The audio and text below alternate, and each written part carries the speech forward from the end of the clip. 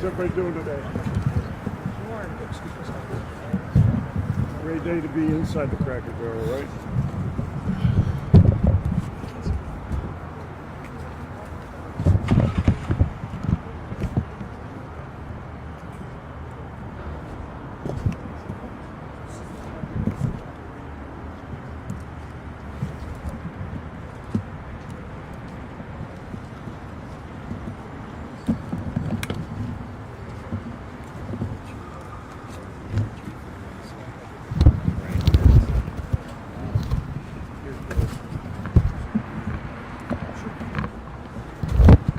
Guys, we're going to go ahead and get started.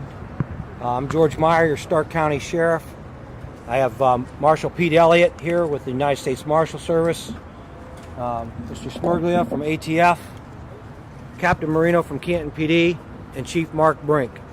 As you know, we had a law enforcement operation here in the last few hours, and we want to give you a little bit of an update. I'm going to turn it over to the Marshal. We'll talk a little bit about why we were here.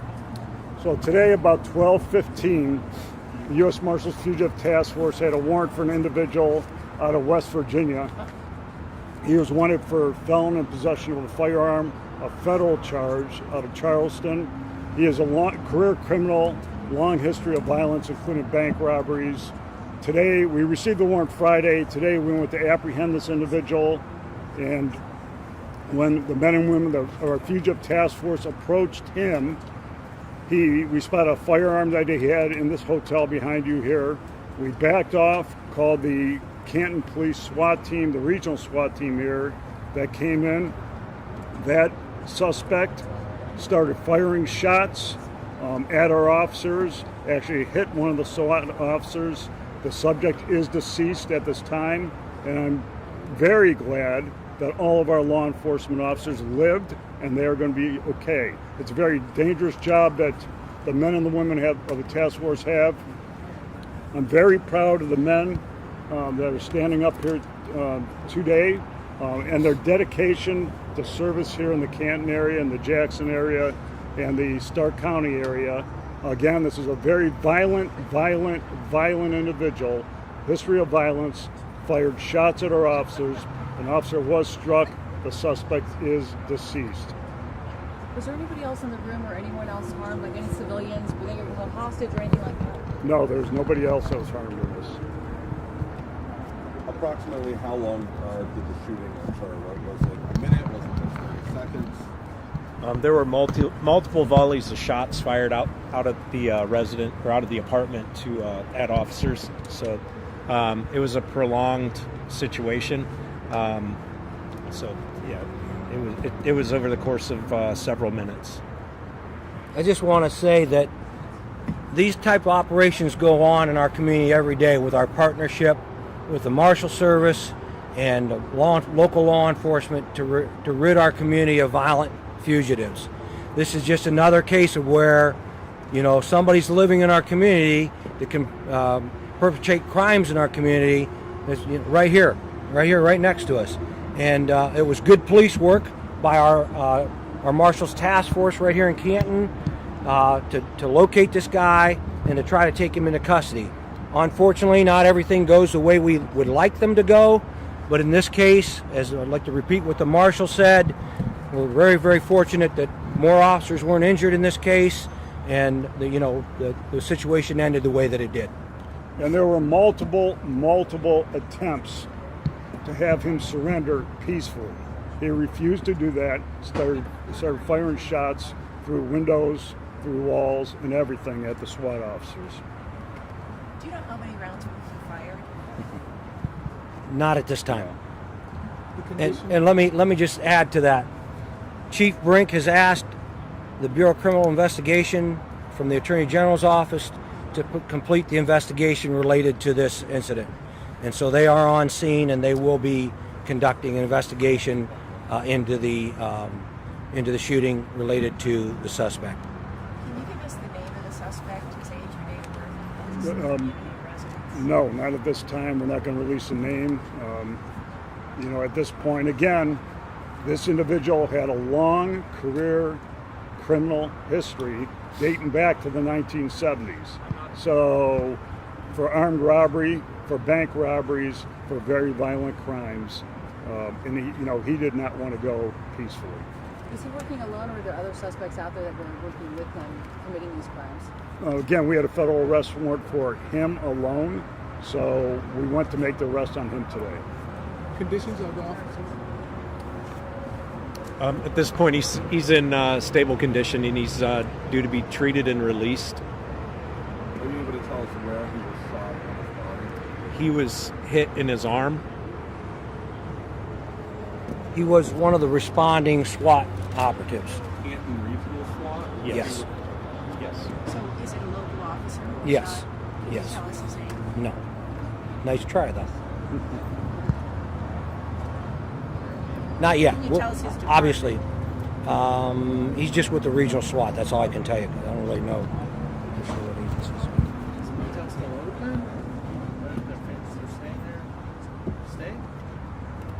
Yes. What was the response for the people that were here in the Cracker Barrel?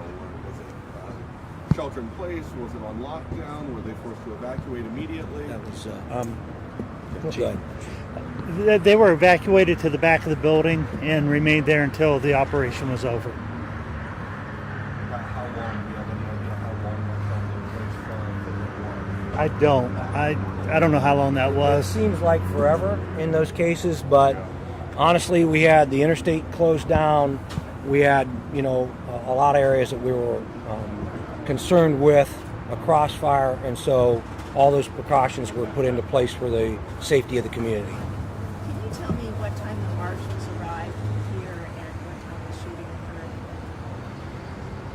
I don't know what time you guys. We arrived today about 12:15, a little afternoon, to make the arrest on him. So things started right after that. And again, the warrant was sent to us on Friday. They did the workup on the case. They did a phenomenal job, I believe, tracking him here, to this hotel room. It's a very dangerous job. I don't need to tell you guys that. A couple years ago, we had another shooting out here. And if you remember that one, that was by an individual who wanted to die suicide by cop, right? And I think most of you were out here when you were covering that. So this guy did not want to go peacefully. Again, we tried to get him out peacefully and gave him that option. And he started shooting through the windows and doors and so on. So he did not kill himself. He was shot by a law enforcement officer. Again, this investigation, as the sheriff said, is being handled right now by the Jackson Police and BCI, so we're going to find that out, and all those details will eventually come out. Are there still roads closed? Or I don't believe so. I believe all the roads are open. As far as number of people in the hotel, I don't know the answer to that. Obviously, this corner of the hotel is part of an investigation, so that's barricaded off. But our understanding is that the normal operations in the other part of the hotel. For those of us who jumped into this late, Yes. we got the press release talking about the attempt to arrest the individual. Will you walk us through what time that began and what happened next? Sure.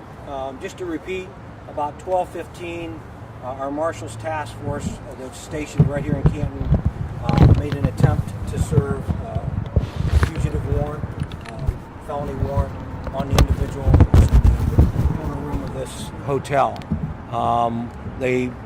When they made the attempt, they discovered a gun. A gun was pointed at them, actually, and they backed off and called the SWAT team in, the regional SWAT team right here in Canton. That SWAT team responded, and one of the SWAT members was struck by gunfire as the suspect shot from the hotel room.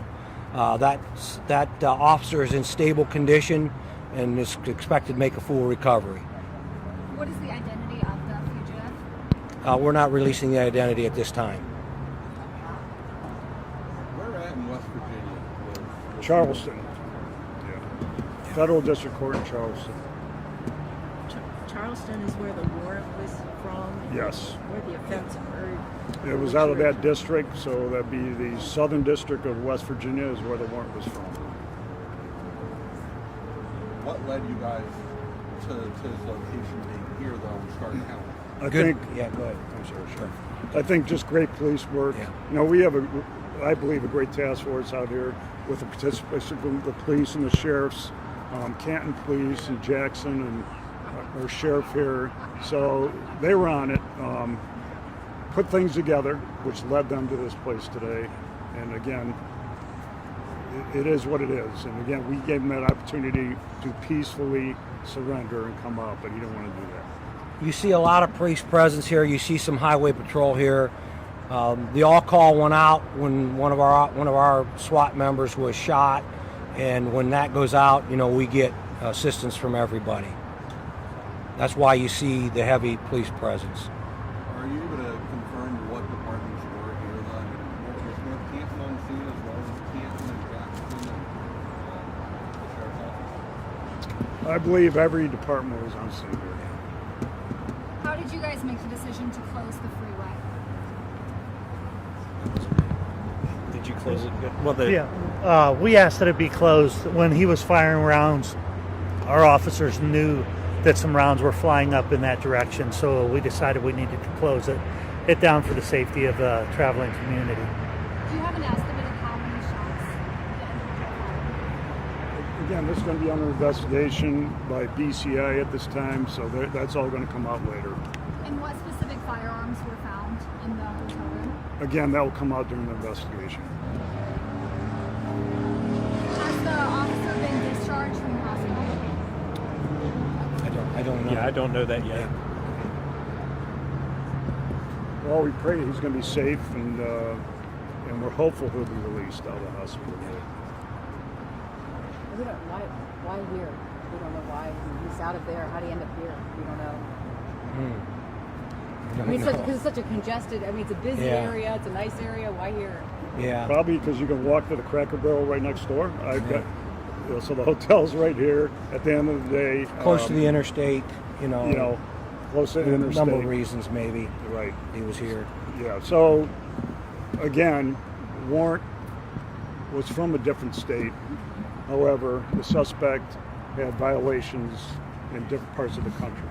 So, again, career criminal, bank robberies, armed robberies, and so on. So, again, a violent individual. So, yeah, I think it was really good police work by all the departments standing up here today that, you know, brought them to this location to make the arrest on this violent individual.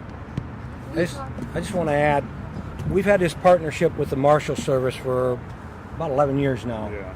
And this partnership has really allowed us, law enforcement, to track down and remove violent fugitives from our community. This is just another example of somebody violent that's living right here in our community. And so we're grateful for the partnership, and we think that it's done a lot of good in our community to keep us safe, keep our community safe. And, you know, sometimes like today, things don't always go as we plan, and that's a result of this. But our men and women did a fantastic job of containing this situation, and unfortunately somebody was injured, but you know they did their jobs today. Could this be more prevented in the future? What's that? Could this be more prevented in the future? Sure, if violent criminals will stop being violent. Yeah. Yes, absolutely. And that's why we have the task force, to prevent it in the future. We talked with a nearby business who said law enforcement's in this area frequently for different operations. Can you say whether this is a trouble spot in terms of criminal activity? No, I don't think this is a trouble spot. You don't? No. Okay. And I don't think we've had. We have some issues. I think the location to the highway has a lot to do with that. But to say that it's more troubled than the next spot, I don't want to say that. But I really do feel like this speaks to law enforcement today and what we face out there. We never know. One of my guys or girls could have easily pulled that vehicle over, and that guy obviously wasn't going to go without a fight, and had the firearms with him. The job's it's a dangerous job, and it takes all of us working together. If it wasn't for the marshals knowing that he was here, we wouldn't have known he was in that room today. So it's that cooperation that really makes this work. Thank you, guys. All right, thank you.